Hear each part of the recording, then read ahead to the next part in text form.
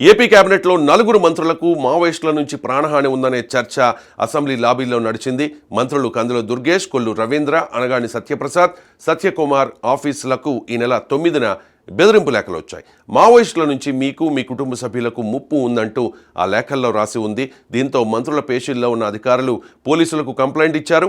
ఆ లేఖలపై పోలీసులు విచారణ చేపట్టారు.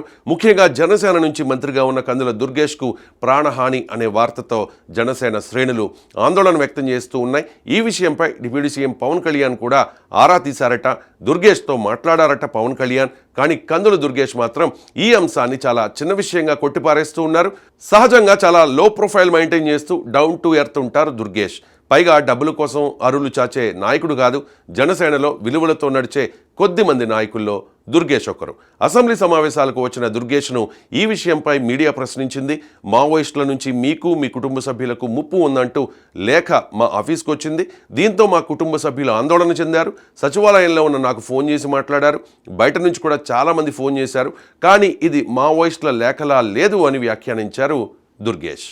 మంత్రులు కందుల దుర్గేష్, అనగాని సత్యప్రసాద్, కొల్లు రవీంద్ర, సత్యకుమార్లతో పాటు వారి కుటుంబ సభ్యులకు మావోయిస్టుల నుంచి ముప్పు ఉందని లేఖలు రావడంపై తుళ్లూరు పోలీసులు కేసు నమోదు చేశారు.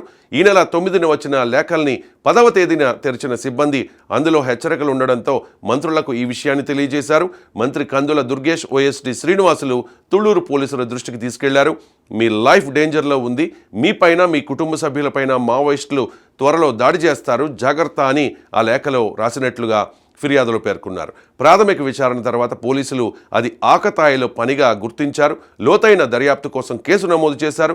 లేఖలో ఉన్న సెల్ ఫోన్ నెంబర్కు ఫోన్ చేసి విచారించగా ఎవరో తన నెంబర్ను బెదిరింపు లేఖలో ఇచ్చారని తెలంగాణకు చెందిన వ్యక్తి చెప్పినట్టుగా సమాచారం. కానీ పోలీసులు మాత్రం ఈ విషయాన్ని చాలా సీరియస్గా తీసుకున్నారు.